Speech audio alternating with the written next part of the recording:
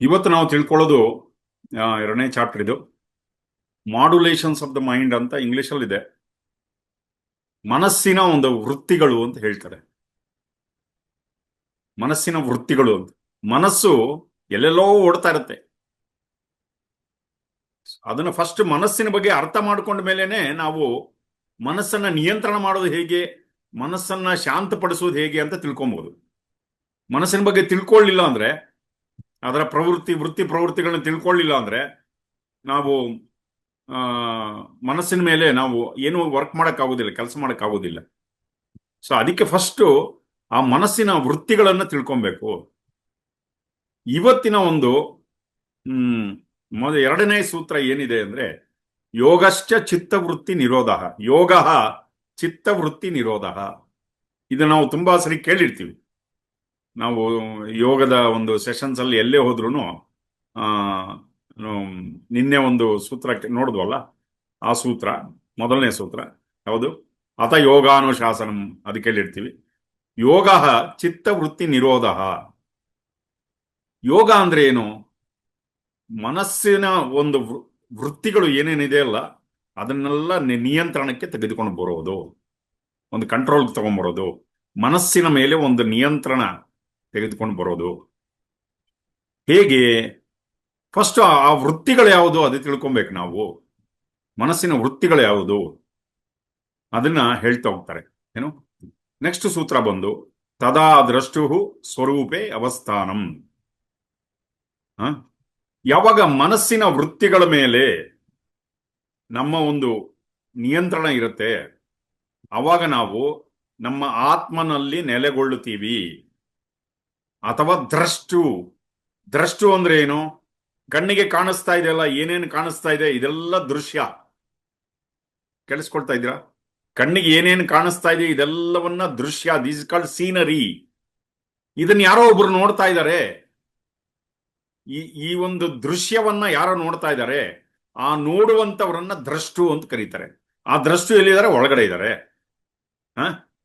So ಯಾವಾಗ ಈ ಮನಸ್ಸಿನ ವೃತ್ತಿಗಳ ಮೇಲೆ ಒಂದು ನಿಯಂತ್ರಣವನ್ನು ಸಾಧಿಸ್ತೀವೋ, ಅವಾಗ ಏನಾಗ್ತೀವಿ ಅಂದ್ರೆ, ಆ ಒಳಗಡೆ ಇರುವ ದ್ರಷ್ಟುವಿನಲ್ಲಿ ನಾವು ನೆಲೆಗೊಳ್ಳುತ್ತೀವಿ, ನಿಲ್ಲುತ್ತೀವಿ. ಇಲ್ಲಿ ನೋಡಿ, ದ್ರಷ್ಟುವಿನ ಸ್ವಭಾವ ದೃಶ್ಯಕ್ಕಿನ್ನ ಭಿನ್ನವಾಗಿದೆ.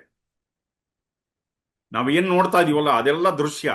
ಇದನ್ನ ನೋಡ್ತಾ ಇರೋದು ಯಾರು? ಯಾರೋ ಒಬ್ರು ನೋಡ್ತಾ ಇದಾರೆ ಒಳಗಡೆಯಿಂದ, ಅಲ್ವಾ? ಅದಕ್ಕೆ ಅದರ ಸ್ವಭಾವ ದೃಶ್ಯಕ್ಕಿನ್ನ ಭಿನ್ನವಾಗಿದೆ. ಸೊ ಯಾವಾಗ ನಾವು ಮನಸ್ಸಿನ ವೃತ್ತಿಗಳು ಈ ಪ್ರಪಂಚದಲ್ಲಿ ಸಿಕ್ಕಾಕೊಳ್ತೀವಲ್ಲ, ದೃಶ್ಯದಲ್ಲಿ ಸಿಕ್ಕಾಕೊಂಡಾಗ ಅವಾಗೇನಾಗುತ್ತೆ? ಕಳೆದೋಗ್ಬಿಡ್ತೀವಿ ನಾವು. You are lost in the scenery. ದೃಶ್ಯದಲ್ಲಿ ಕಳೆದೋಗ್ಬಿಡ್ತೀವಿ. ಆದ್ರೆ ಯೋಗದಲ್ಲಿ ಏನಾಗತ್ತೆ? ಯೋಗದಲ್ಲಿ ಏನ್ ಮಾಡ್ತೀವಿ ನಾವು? ಆ ದೃಶ್ಯದಿಂದ ನಮ್ಮ ಒಂದು ಮನಸ್ಸನ್ನ ಹಿಂದಕ್ಕೆ ಎಳ್ಕೊಳ್ತೀವಿ ನಾವು. ನಮ್ಮ ಆತ್ಮನಲ್ಲಿ ತೆಗೆದುಕೊಂಡು ಹೋಗಿ ನಮ್ಮ ಮನಸ್ಸನ್ನ ನಿಲ್ಲಿಸ್ಕೊಳ್ತೀವಿ. ದೃಶ್ಯದಿಂದ ದ್ರಷ್ಟುವಿನ ಕಡೆ. ದೃಶ್ಯ ಅಂದ್ರೆ ಏನು? ನಮ್ಮ ಕಣ್ಣು ಮುಂದೆ ಇರೋದು ದೃಶ್ಯ.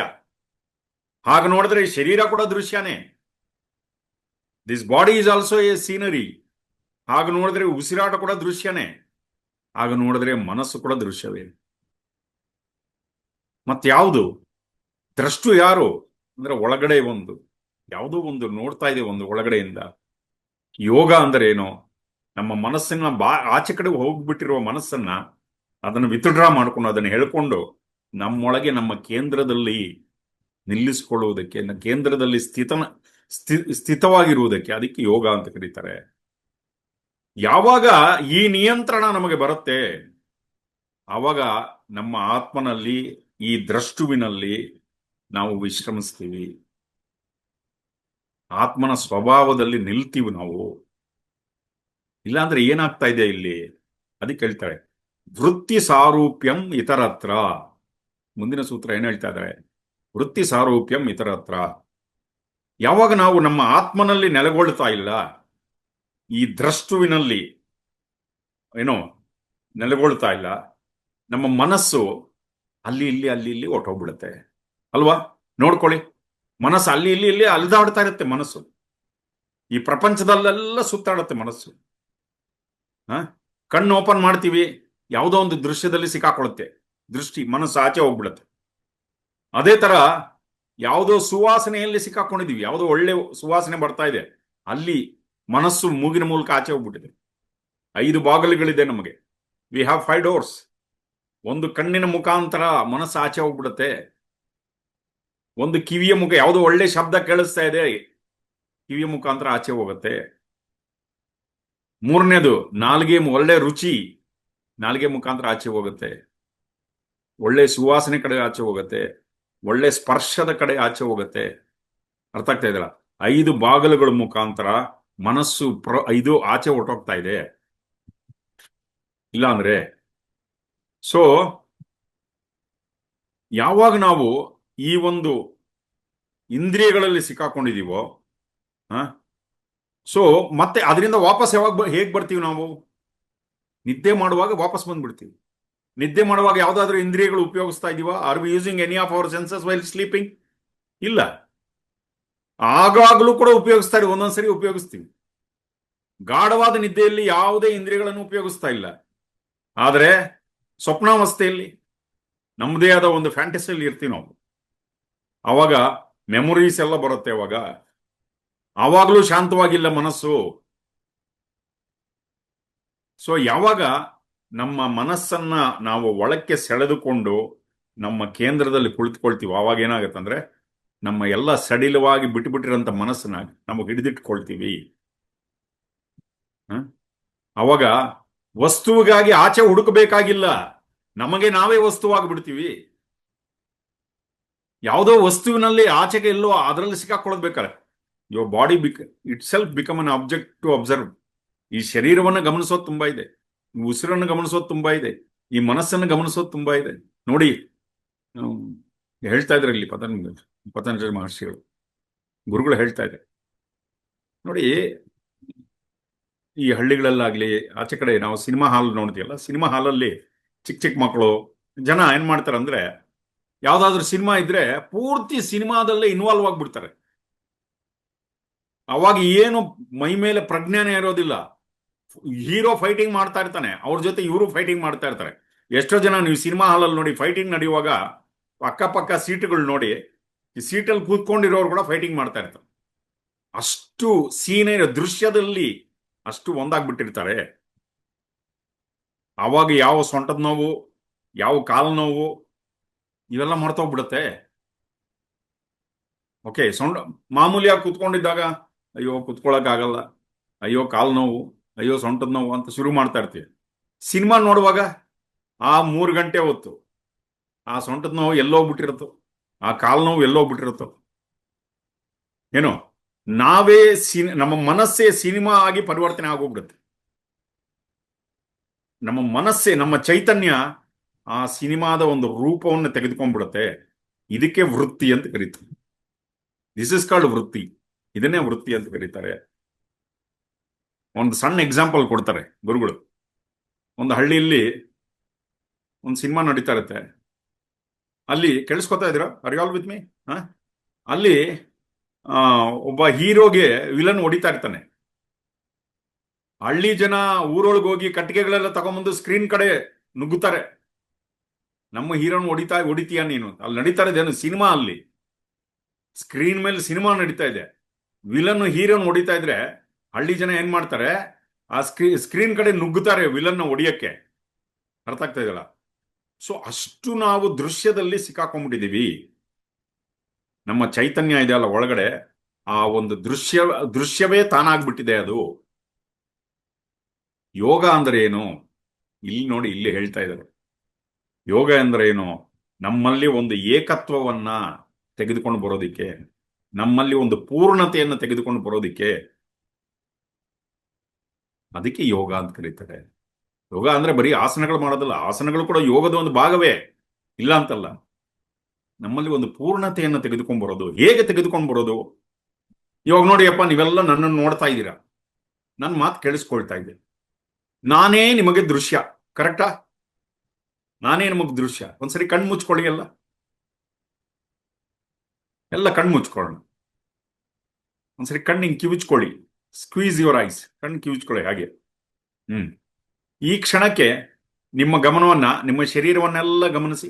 ಇವಾಗ ನಿಮ್ಮ ಶರೀರ ದೃಶ್ಯ ನಿಮಗೆ. Now your body is the scenery for you. ಇನ್ ಸ್ವಲ್ಪ ಒಳಗೋಗೋಣ. ಒಳಗೋಗ್ತಾರೆ ಉಸಿರು ಗಮನಿಸಿ, ಆಚೆ ಬರ್ತಾರೆ ಉಸಿರು ಗಮನಿಸಿ. ಇವಾಗ ನಿಮ್ಮ ಉಸಿರೇ ನಿಮಗೆ ದೃಶ್ಯ. ಇನ್ ಸ್ವಲ್ಪ ಒಳಗೋಗೋಣ. ಇನ್ ಸ್ವಲ್ಪ ಒಳಗೋಗಿ ಮನಸ್ಸಿನಲ್ಲಿ ಬಂದು ಹೋಗ್ತಾ ಇರುವ ಆಲೋಚನೆಗಳನ್ನು ಗಮನಿಸಿ.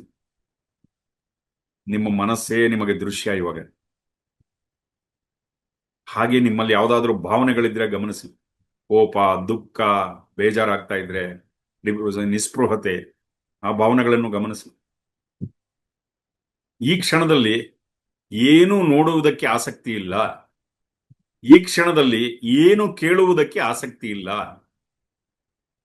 ಈ ಕ್ಷಣದಲ್ಲಿ ಯಾವುದೇ ಸುವಾಸನೆಯನ್ನು ತೆಗೆದುಕೊಳ್ಳುವುದಕ್ಕೆ ಆಸಕ್ತಿ ಇಲ್ಲ. ಈ ಕ್ಷಣದಲ್ಲಿ ಯಾವುದೇ ಸ್ಪರ್ಶವನ್ನ ಅನುಭವಿಸುವುದಕ್ಕೆ ಕೂಡ ಆಸಕ್ತಿ ಇಲ್ಲ. ಯಾವುದೇ ಮಾತುಗಳನ್ನು ಕೇಳುವುದಕ್ಕೆ ಕೂಡ ಆಸಕ್ತಿ ಇಲ್ಲ. ಹೊರಗಡೆ ಹೋಗಿರುವ ಮನಸ್ಸನ್ನ ತೆಗೆದುಕೊಂಡು ನಿಮ್ಮ ಹೃದಯದಲ್ಲಿ ನಿಲ್ಲಿಸಿಕೊಳ್ಳಿ. ಕಣ್ಣು ಮುಚ್ಚಿರ್ಲಿ, ಕಣ್ಣು ತೆಗಿಬೇಡಿ. ಹೊರಗಡೆ ಹೋಗಿರುವ ಮನಸ್ಸನ್ನ ವಿತ್ಡ್ರಾ ಮಾಡ್ಕೊಳ್ಳಿ, ಒಳಕ್ಕೆ ಸೆಳೆದುಕೊಳ್ಳಿ. ಹೇಗೆ ಆಮೆ ತನ್ನ ಕಾಲುಗಳನ್ನೆಲ್ಲ ಒಳಗೆ ಸೆಳೆದುಕೊಳ್ಳುತ್ತೋ ಆ ರೀತಿ ಸೆಳೆದುಕೊಂಡು ಒಳಗೆ ನಮ್ಮ ಹೃದಯದಲ್ಲಿ ನಿಲ್ಲಿಸಿಕೊಳ್ಳೋಣ ಮನಸ್ಸನ್ನು.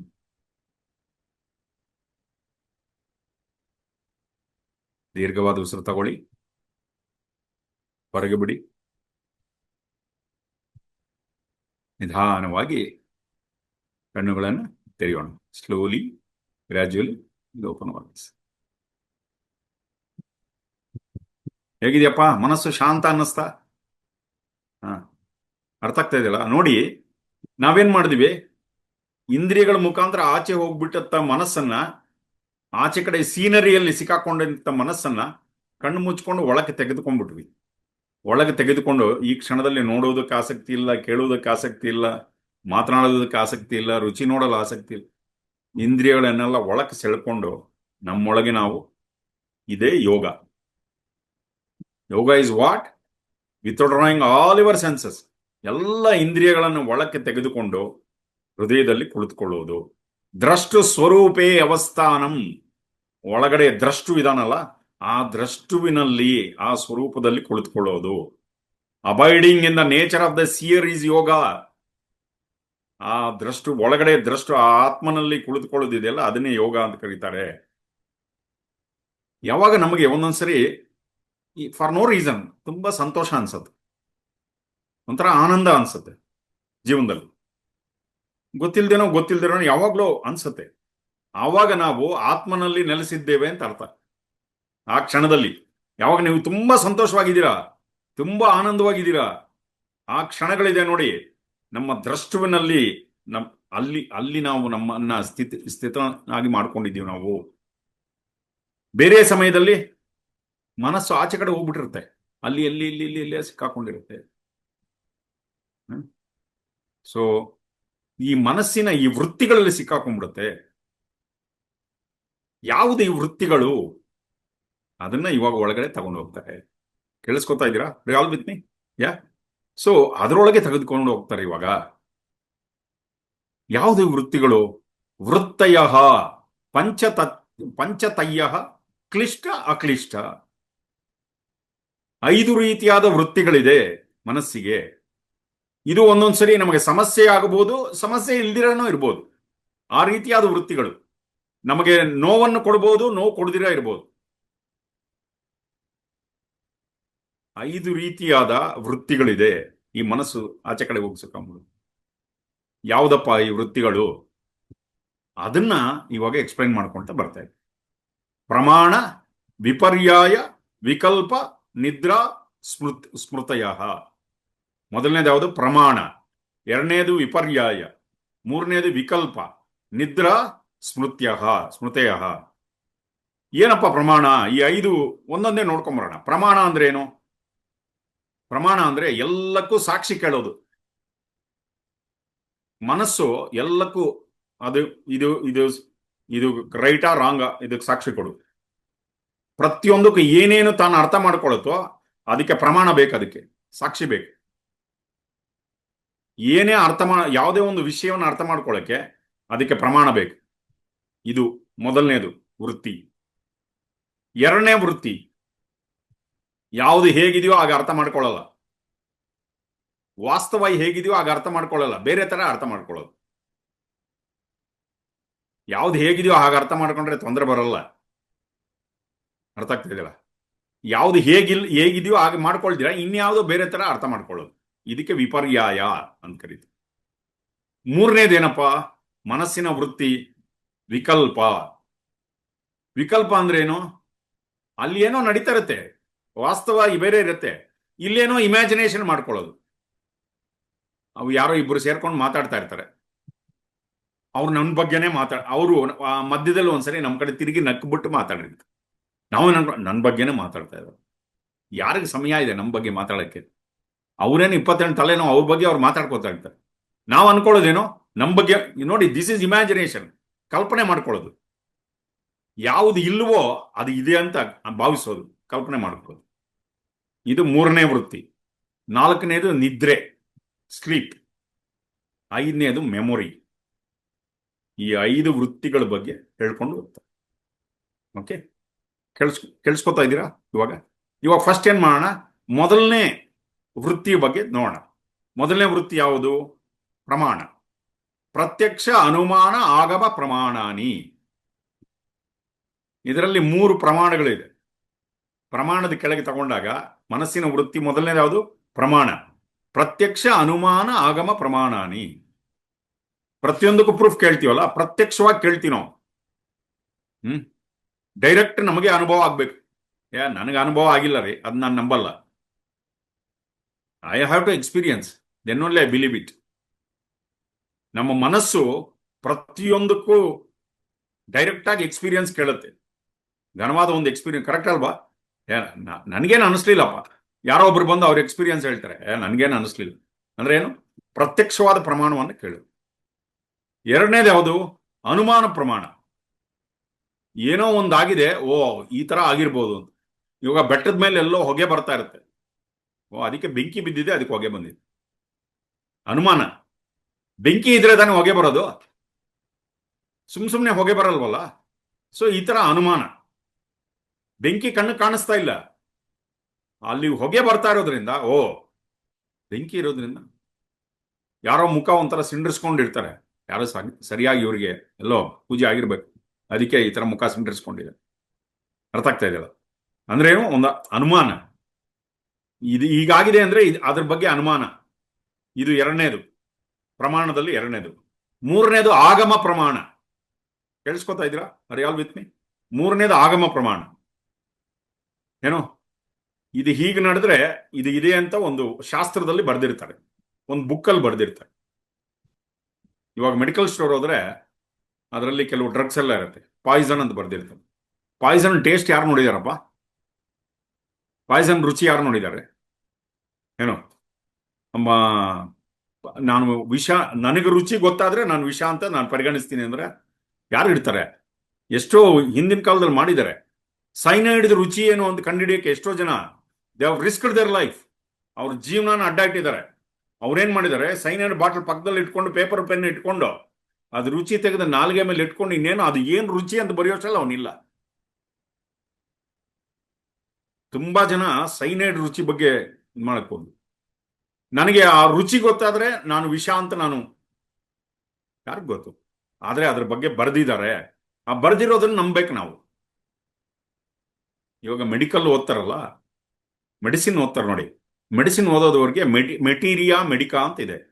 ಯಾವ ಮೆಡಿಸಿನ್ ಏನಕ್ಕೆ ಕೆಲಸ ಮಾಡುತ್ತೆ, ಕಾಂಬಿನೇಷನ್ ಆಫ್ ಡ್ರಗ್ಸ್, ಅದು ಹರ್ಬ್ಸ್, ಅದೆಲ್ಲ ಯಾವ ಮೆಡಿಸಿನ್ ಯಾವ ರೋಗಕ್ಕೆ ಕೆಲಸ ಮಾಡುತ್ತೆ ಅಂತ ಅಲ್ಲಿ ಬರ್ದಿದ್ದಾರೆ ಅದರೊಳಗೆ. ಸೊ ಅದರಲ್ಲಿ ಬರ್ದಿರೋದ್ರಿಂದ ಅದೇ ಪ್ರಮಾಣ, ಅದನ್ನ ನಾವು ನಂಬೇಕಾಗತ್ತೆ. ನಮ್ಮ ಜೀವನದಲ್ಲಿ ಎಲ್ಲ ಜ್ಞಾನ ತಿಳ್ಕೊಂಡ್ಮೇಲೆ ನಾನು ನಂಬುತ್ತೀನಿ ಅಂತ ಅನ್ಕೊಂಡ್ರೆ ಸಾಲದು ಜೀವನ. 4 ವೇದಗಳು, ಒಂದೊಂದು ವೇದ ಕಲಿಯಕ್ಕೆ 12 ವರ್ಷ ಬೇಕು, 48 ವರ್ಷ. ಉಪವೇದಗಳು ಅದೊಂದು 5-6 ಇದೆ, ಅದನ್ನ ಕಲಿಬೇಕು ಅಂದ್ರೆ ಒಂದಷ್ಟು. ಟೋಟಲಿ ಸ್ಕ್ರಿಪ್ಚರ್ಸ್ ಎಲ್ಲ ಕರಿಬೇಕು ಅಂದ್ರೆ 180 ವರ್ಷ. ಯಾರಿದಾರ್ರಿ 180 ವರ್ಷ ಭೂಮಿ ಮೇಲೆ? ಅರ್ಥ ಆಗ್ತಾ ಇದೆ. ಸೊ ಇವೆಲ್ಲ ನಮ್ಮ ಜೀವನದಲ್ಲಿ ಕಲಿಯಕ್ಕಾಗಲ್ಲ. ಆದ್ರೆ ನಾವು ಹೇಗೆ ಇನ್ಫ್ಲುಯೆನ್ಸ್ ಡ್ರಾ ಮಾಡ್ಬೋದು? ಆ ಪುಸ್ತಕದಲ್ಲಿ ಬರೆದಿದ್ದಾರೆ, ಅದು ಪ್ರಮಾಣ. ಇವಾಗ ಚರಿತ್ರೆ ಓದ್ತೀವಿ, ಮೊದಲನೇ ಪ್ರಪಂಚ ಯುದ್ಧ ಈ ಸಂವತ್ಸರದಲ್ಲಿ ನಡೀತು, ನಂಬೇಕು ನಾವು. ನಾನಿದ್ದಾಗ ನಡೀಲಿಲ್ಲ, ಅದಕ್ಕೆ ನಾನು ನಂಬೋದಿಲ್ಲ. ಅಂದ್ರೆ ಎರಡನೇ ಪ್ರಪಂಚ ಯುದ್ಧ, ಸೆಕೆಂಡ್ ವರ್ಲ್ಡ್ ವಾರ್ ಈ ಈ ವರ್ಷದಲ್ಲಿ ನಡೀತು, ನಾನಿಲ್ವಲ್ಲ ಅವಾಗ, ನಾನು ನಂಬೋದಿಲ್ಲ. ನಂಬೇಕು, ಅಲ್ಲಿ ಡಾಕ್ಯುಮೆಂಟ್ ಮಾಡಿ ಇಟ್ಟಿದ್ದಾರೆ ಅವರು. ಇದಕ್ಕೆ ಆಗಮ ಪ್ರಮಾಣ. It is in the form of scriptures. ಋಷಿಗಳು ತಪಸ್ ಮಾಡಿ ಹೀಗೆ ಮಾಡಿದ್ರೆ ಈಗ ಅದನ್ನ ನವಗ್ರಹಗಳು ಒಂದೊಂದು ಗ್ರಹ ಮೂವ್ಮೆಂಟ್ ಆದಾಗ ಈ ತರ ಎಫೆಕ್ಟ್ಸ್ ಆಗತ್ತೆ ಬರ್ದಿಟ್ಟಿದ್ದಾರೆ ಅಸ್ಟ್ರಾಲಜಿಯಲ್ಲಿ. ಯಾರು ಹೇಳ್ತಾರಲ್ಲ ಟಿವಿಯಲ್ಲಿ, ಆ ತರದ ಅಸ್ಟ್ರಾಲಜಿ ಇಲ್ಲ. ಪರ್ಫೆಕ್ಟ್ ಒಂದು ಅಸ್ಟ್ರಾಲಜಿ ಒಂದು ಸೈನ್ಸ್ ಆಗಿ ತಗೊಂಡ್ರೆ ಈ ತರ. ಆಯುರ್ವೇದದಲ್ಲಿ ಈ ಡ್ರಗ್ ಈ ತರ ಕೆಲಸ ಮಾಡುತ್ತೆ ಅಂತ ಹಿಂದೆ ಆ ಸಂಹಿತೆಯಲ್ಲಿ ಬರೆದಿದ್ದಾರೆ. ಅದಾಗೆ ಕೆಲಸ ಮಾಡುತ್ತೆ, ಅದನ್ನ ನಂಬಬೇಕು. ಓ ನಾನು ಇದನ್ನೆಲ್ಲ ನಂಬೋದಿಲ್ಲ ಅಂದ್ರೆ ಏನ್ ಮಾಡಕ್ಕಲ್ಲ, ಹಣೆ ಬರ ಬಿಟ್ಬಿಡಿ. ಅಲ್ಲ ಅವ್ರು ಬರ್ದಿದ್ದಾರೆ, ಬರ್ದಿದ್ದಾರೆ ಅದನ್ನೆಲ್ಲ. 3 ರೀತಿಯ ಏನು ಪ್ರಮಾಣಗಳು. ಒಂದು ಪ್ರತ್ಯಕ್ಷ ಪ್ರಮಾಣ, ಇನ್ನೊಂದು ಅನುಮಾನ ಪ್ರಮಾಣ, ಮೂರನೇದು ಆಗಮ ಪ್ರಮಾಣ. ಇದು ಸರಿನಾ ತಪ್ಪಾ ಅಂತ ತಿಳ್ಕೊಳ್ಳೋದಕ್ಕೆ 3 ರೀತಿಯ ಪ್ರಮಾಣ. ಇದು ಪ್ರಪಂಚದಲ್ಲಿ ನಾವು ಉಪಯೋಗಿಸ್ತೀವಿ. ಆದರೆ ಯೋಗದಲ್ಲಿ ಪ್ರಮಾಣಗಳು ಕೆಲಸ ಮಾಡೋದಿಲ್ಲ. You have to drop it. ಆವಾಗಲೇ ನೀವು ಆತ್ಮನಲ್ಲಿ ನೆಲೆ ನಿಲ್ಲೋದಕ್ಕೆ ಸಾಧ್ಯ. ಮನಸ್ಸನ್ನ ಈ ಪ್ರಪಂಚ ಇದೇನು ಅಂತ ತಿಳ್ಕೊಳ್ಳೋಕೆ ಪ್ರಮಾಣ ಬೇಕು. ನಾನು ಈ ಶರೀರದಲ್ಲಿ ಇದೀನ ಅಂತ ತಿಳ್ಕೊಳ್ಳೋಕೆ ಪ್ರಮಾಣ ಏನಕ್ಕೆ? ಗೊತ್ತಾಗ್ತಾ ಇದೆ ಇದೀನಿ ಶರೀರದಲ್ಲಿ, ನಾನು ಈ ಶರೀರದಲ್ಲಿ ಇದೀನಿ ಅಂತ. ಅದನ್ನ ತಿಳ್ಕೋಬೇಕು ಅಂದ್ರೆ ಮನಸ್ಸನ್ನ ಈ ಪ್ರಪಂಚದಿಂದ ರಿಟ್ರೀವ್ ಮಾಡ್ಬೇಕು ನಾವು. ಎಲ್ಲಕ್ಕೂ ಪ್ರಮಾಣಗಳು ಕೇಳ್ಕೊಂಡು ಕೂತಿದ್ರೆ ನಮ್ಮನ್ನು ನಾವು ತಿಳ್ಕೊಳಕ್ ಆಗೋದಿಲ್ಲ. ಹೇಳ್ತಾ ಇದ್ದಾರೆ, ನಾನು ಸ್ವಿಟ್ಜರ್ಲ್ಯಾಂಡ್ ಅಲ್ಲಿ ಇದ್ದೀನ, ಬೆಂಗಳೂರಲ್ಲಿ ಇದ್ದೀನ, ಅಥವಾ ಕನಕಪುರ ರೋಡಲ್ಲಿ ಇದ್ದೀನ, ಇದಕ್ಕೆ ಪ್ರಮಾಣ ಬೇಕು. ನನ್ನ ಶರೀರದಲ್ಲಿ ನಾನು ಇದೀನ ಅನ್ನೋದಕ್ಕೆ ಪ್ರಮಾಣ ಏನಕ್ಕೆ ಬೇಕು? ಅರ್ಥ ಆಗ್ತಾ ಇದೆಯಲ್ಲ? ಇದು ಪ್ರಮಾಣಕ್ಕೆ ಅತೀತವಾಗಿರೋದು, ಸಾಕ್ಷಿಗೆ ಅತೀತವಾಗಿರೋದು. ಇದಕ್ಕೆ ಪ್ರೂಫ್ ಬೇಕಾಗಿಲ್ಲ, ಪ್ರಮಾಣ ಬೇಕಾಗಿಲ್ಲ. ಸತ್ಯಕ್ಕೆ ತಿಳ್ಕೊಬೇಕು ಅಂದ್ರೆ ಪ್ರಮಾಣ ಬೇಡ. ನೋಡಿ, ಯಾವುದನ್ನು ಬೇಕಾದ್ರೂ ಪ್ರೂವ್ ಮಾಡ್ಬೋದು, ಡಿಸ್ಪ್ರೂವ್ ಕೂಡ ಮಾಡ್ಬೋದು. You can prove anything or disprove anything. ಸತ್ಯ ಪ್ರಮಾಣಕ್ಕೆ ಅತೀತವಾಗಿರೋದು. ನೀವು ನಂಬಿದ್ರೇನೂ ಇದೆ, ನೀವು ನಂಬಲಿಲ್ಲ ಅಂದ್ರೂ ಇದೆ. ಪರಮಾತ್ಮ ಈ ಪ್ರಮಾಣಕ್ಕೆ ಅತೀತವಾಗಿರುವಂತವನು. ನೀವು ದೇವ್ರು ಇದ್ದಾನೆ ಅಂತ ಕೂಡ ಹೇಳ್ಬೋದು, ದೇವ್ರು ಇಲ್ಲ ಅಂತ ಕೂಡ ಹೇಳ್ಬೋದು. ಅದು ಅವ್ರವ್ರಿಗೆ ಬಿಟ್ಟಿರೋದು, ಅವ್ರ ವಿವೇಚನೆಗೆ. ಈ ಪ್ರಮಾಣ, ಈ ಸಾಕ್ಷಿ ಅನ್ನೋದು ಇದೆಯಲ್ಲ, ಇದು ತರ್ಕಕ್ಕೆ ಸಂಬಂಧಪಟ್ಟಿರೋದು. ತರ್ಕದ ಅಸ್ತಿತ್ವ ತುಂಬಾ ಸೀಮಿತವಾಗಿದೆ. ಅರ್ಥ ಆಗ್ತಾ ಇದೆಯಲ್ಲ? The presence of logic is very limited. ಅದ್ರ ಇರೋದು. ಅದೇ ತರ ನೀವು ಎನ್ಲೈಟನ್ ಆಗಿದ್ದೀರಾ, ನಂಬಿದ್ರೆ ನಂಬಿ, ಇಲ್ಲ ಬಿಡಿ. ಯಾರೋ ಒಬ್ರು ಕೇಳ್ತಾರೆ ಗುರುಗಳನ್ನ, ನೀವು ಎನ್ಲೈಟನ್ ಆಗಿದ್ದೀರಾ? ಗುರುಗಳು ನೋ ಅಂತ ಹೇಳ್ತಾರೆ. ಅವ್ರು ಹೇಳ್ತಾರೆ ಇಲ್ಲ, ಎಸ್ ಅಂತ ಹೇಳ್ಬೇಕಾದ್ರೆ ಪ್ರೂವ್ ಮಾಡ್ಬೇಕಲ್ವಾ? ಎಸ್ ಅಂತ ಹೇಳಿದ್ರೆ ಹೌದು ಅಂತ ಹೇಳಿದ್ರೆ ಹೆಂಗೆ ಅಂತ ಪ್ರೂವ್ ಮಾಡಿ ಅಂತ ಕೇಳ್ತಾರಲ್ವ. ಅದಕ್ಕೆ ಗುರುಗಳು ಯಾಕೆ ಬೇಕು ತಲೆನೋವು? ನೋ ಅಂತ ಹೇಳ್ತಾರೆ. ಬಟ್ ಆ ವ್ಯಕ್ತಿ ಬಿಡೋದಿಲ್ಲ. ಎದುರುಗಡೆ ವ್ಯಕ್ತಿ ಇಲ್ಲ, ನಿಮ್ಮನ್ನು ನೋಡಿದ್ರೆ ನೀವು ಮಾಮೂಲಿ ವ್ಯಕ್ತಿ ಅಲ್ಲ ಅನ್ಸುತ್ತೆ. ಎದುರುಗಡೆ ಇರೋರಿಗೆ ಗೊತ್ತಾಗ್ತಾ ಇದೆ, ವೈಬ್ರೇಷನ್ ಅಲ್ಲಿ ಗೊತ್ತಾಗ್ತಾ ಇದೆ. ಕಣ್ಣಲ್ಲಿ ಕಾಣಿಸೋದಿಲ್ಲ, ಹೃದಯಕ್ಕೂ ಗೊತ್ತಾಗುತ್ತೆ, ಮನಸ್ಸಿಗೆ ಗೊತ್ತಾಗೋದಿಲ್ಲ. ಹಾಗೆ ಇನ್ನೊಬ್ಬರಿಗೆ ನಮ್ಮ ಮೇಲೆ ಇರುವಂತ ಪ್ರೀತಿ ಅದು ಪ್ರೂವ್ ಮಾಡಬೇಕಾಗಿಲ್ಲ. ಓಕೆ, ಪ್ರೂವ್ ಎಲ್ಲ ಎಲ್ಲಿ ಮಾಡೋದು? ಸಿನಿಮಾಗಳಲ್ಲಿ ಮಾಡೋದು. ಸಿನಿಮಾದಲ್ಲಿ ಮೂವಿ ಆಕ್ಟರ್ ಎಲ್ಲ ತೋರಿಸ್ತಲ್ಲ, ಪ್ರೀತಿ ಪ್ರೇಮ ಅದೆಲ್ಲ ತೋರಿಸ್ತಲ್ಲ. ಸೊ ನಮ್ಮ ಮನಸ್ಸು ಎಲ್ಲಿ ಸಿಕ್ಕಾಕೊಂಡಿದೆ ಅಂದ್ರೆ ಈ ಪ್ರಮಾಣಗಳಲ್ಲಿ ಸಿಕ್ಕಾಕೊಂಡಿದೆ. ಪ್ರೂವ್ ಮಾಡಿ ತೋರಿಸ್ಬೇಕು. ಎಲ್ಲದಕ್ಕೂ ಪ್ರಮಾಣ ಕೇಳ್ತೀವಿ, ಎಲ್ಲದಕ್ಕೂ ಸಾಕ್ಷಿ ಕೇಳ್ತೀವಿ. ಇದು ಆಚೆ ಪ್ರಪಂಚದಲ್ಲಿ. ಆದರೆ ಯಾವಾಗ ನಮ್ಮ ಆತ್ಮನ ಕಡೆಗೆ ಬಂದಾಗ, ನಮ್ಮ ಚೈತನ್ಯದ ಕಡೆ ಬಂದಾಗ, ದ್ರಷ್ಟುವಿನ ಕಡೆ ಬಂದಾಗ ಅಲ್ಲಿ ಪ್ರಮಾಣ ನಡೆಯೋದಿಲ್ಲ. ದ್ರಷ್ಟು ಪ್ರಮಾಣಕ್ಕೆ ಅತೀತವಾಗಿರುವಂತಹ ಒಂದು ಸಬ್ಜೆಕ್ಟ್. ಅದು ಪ್ರಮಾಣಕ್ಕೆ ಅತೀತವಾಗಿರುವಂಥದ್ದು. ಓಕೆ, ನೆಕ್ಸ್ಟು ಇನ್ನು ಹಾ ಈ ವೃತ್ತಿಗಳಲ್ಲಿ ಮೊದಲನೇದು ಯಾವುದು? ಪ್ರಮಾಣ ಆಯಿತು. ನೆಕ್ಸ್ಟ್ ವಿಪರ್ಯಯ. ವಿಪರ್ಯಯೋ ಮಿಥ್ಯಾಜ್ಞಾನಂ ಅತದ್ರೂಪ ಪ್ರತಿಷ್ಠಂ. ವಿಪರ್ಯಯ ಅಂದ್ರೆ ಏನು? ರಾಂಗ್ ಅಂಡರ್ಸ್ಟ್ಯಾಂಡಿಂಗ್, ಸರಿಯಾಗಿ ಅರ್ಥ ಮಾಡ್ಕೊಂಡಿಲ್ಲ, ಅಪಾರ್ಥ. ಓಕೆ, ಮನಸ್ಸಿನಲ್ಲಿ ಸಿಕ್ಕಾಕೊಂಡಿದೀವಿ ನಾವು, ಸರಿಯಾಗಿ ಗ್ರಹಿಸ್ತಾ ಇಲ್ಲ ನಾವು. ಅಲ್ಲಿ ಇರೋದು ಒಂದು, ನಾವು ಅರ್ಥ ಮಾಡ್ಕೊಳ್ಳೋದೊಂದು, ತಪ್ಪಾಗಿ ಅರ್ಥ ಮಾಡ್ಕೊಳ್ತೀವಿ. ನಾವೇನ್ ಮಾಡ್ತೀವಿ, ಪ್ರತಿ ಸರಿ ಯಾವ್ದಾದ್ರು ಒಂದು ವಾಸ್ತವ ಏನಿದೆ ಆ ಥರ ಅರ್ಥ ಮಾಡ್ಕೊಳ್ಳಲ್ಲ. ಅದರೊಳಗೆ ನಮ್ಮ ದೃಷ್ಟಿಕೋನಗಳು, ನಮ್ಮ ಐಡಿಯಾಗಳು, ನಮ್ಮ ಭಾವನೆಗಳು ಅದರಲ್ಲಿ ಸೇರಿಸ್ತೀವಿ. ಅದು ಹೇಗಿದೆಯೋ ಅದು ಹಾಗೆ ಅರ್ಥ ಮಾಡ್ಕೊಳ್ಳೋದಿಲ್ಲ. ಇದಕ್ಕೆ ವಿಪರ್ಯಯ ಅಂತ ಕರೀತಾರೆ. ಒಂದೊಂದ್ಸರಿ ನಮಗೆ ಕೀಳರಿಮೆ ಇರುತ್ತೆ. ಅವಾಗ ಎದುರುಗಡೆ ಯಾರಾದರೂ ಅವರು ಸ್ವಲ್ಪ ಆತ್ಮವಿಶ್ವಾಸದಿಂದ ಅವರು ಕೆಲಸ ಮಾಡ್ತಾ ಇದ್ರೆ ಅದಕ್ಕೆ ಅಹಂಕಾರ ಅಂತೀವಿ ನಾವು. ಅವ್ರು ಆಕ್ಚುಲಿ ಅಹಂಕಾರಿ ಅಲ್ಲ, ಅವರು ಒಂದು ಆತ್ಮವಿಶ್ವಾಸದಿಂದ ಕೆಲಸ ಮಾಡ್ತಾ ಇದ್ರೆ ನಾವು ಅದನ್ನ ಅಹಂಕಾರ ಅಂತ ಅವ್ರನ್ನ ಬ್ಯಾನ್ ಮಾಡ್ತೀವಿ. ಆಮೇಲೆ ಅವ್ರು ನನ್ನನ್ನು ಸರಿಯಾಗಿ ಟ್ರೀಟ್ ಮಾಡಲಿಲ್ಲ, ಅವ್ರ ದೃಷ್ಟಿಯಲ್ಲಿ ಅವ್ರು ಮಾಡಬೇಕು ಅಂತಿಲ್ಲ, ಅವ್ರು ಇರೋದು ಹಾಗೆ. ಅರ್ಥ ಆಗ್ತಾ ಇದೆಯಲ್ಲ? ಅವ್ರು ನನಗೆ ಸರಿಯಾಗಿ ರೆಸ್ಪೆಕ್ಟ್ ಮಾಡಿಲ್ಲ.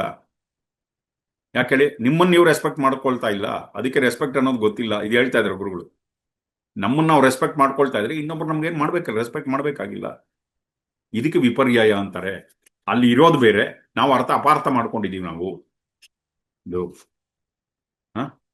ಒಂದೊಂದ್ಸರಿ ಒಳ್ಳೆ ಫ್ರೆಂಡು ಒಂಥರ ವಿಚಿತ್ರವಾಗಿ ಆಡ್ತಾನೆ, ಏನೋ ಒಂದು ಪರಿಸ್ಥಿತಿಗೆ ಸಿಕ್ಕಾಕೊಂಡು ನಾವು ಅದನ್ನು ತಪ್ಪಾಗಿ ಅರ್ಥ ಮಾಡ್ಕೊಳ್ಳೋದು. ತಂದೆ ತಾಯಿಗಳಿಗೆ ಮಕ್ಕಳಿಗೆ ನನ್ನ ಮಕ್ಕಳಿಗೆ ನಮ್ಮ ಮೇಲೆ ಪ್ರೀತಿ ಇದೆಯಾ, ಅಥವಾ ಮಕ್ಕಳಿಗೆ ಅನಿಸ್ತಾ ಇರುತ್ತೆ ಒಂದೊಂದ್ಸರಿ ನಮ್ಮ ತಂದೆ ತಾಯಿಗೆ ನಮ್ಮ ಮೇಲೆ ಪ್ರೀತಿ ಇದೆಯಾ. ಇಲ್ಲಿ ಏನಾಗ್ತಾ ಇದೆ? ವಿಪರ್ಯಯ ಡಾಮಿನೇಟ್, ಸರಿಯಾಗಿ ಅರ್ಥ ಮಾಡ್ಕೊಳ್ತಾ ಇಲ್ಲ, ಅಪಾರ್ಥ ಉಂಟಾಗ್ತಾ ಇದೆ. ಓಕೆ, ಇದು ಎರಡನೆಯ ಮನಸ್ಸಿನ ವೃತ್ತಿ. ಮೂರನೇದು ಯಾವುದು? ಕೇಳಿಸ್ಕೊತಾ ಇದ್ದೀರಾ? Are all with me? ಮೂರನೇದು ಯಾವುದು?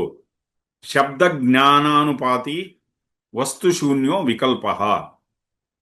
ವಿಕಲ್ಪ ಅಂದ್ರೆ ಏನು? ನಮ್ಮಷ್ಟಿಗೆ ನಾವು ಏನೋ ಒಂದು ಇಮ್ಯಾಜಿನೇಷನ್ ಮಾಡ್ಕೊಂಡ್ಬಿಡೋದು. ಏನಪ್ಪ ಇಮ್ಯಾಜಿನೇಷನ್ನು? ಆಕಾಶದಲ್ಲಿ ಕಮಲದ ಪುಷ್ಪ,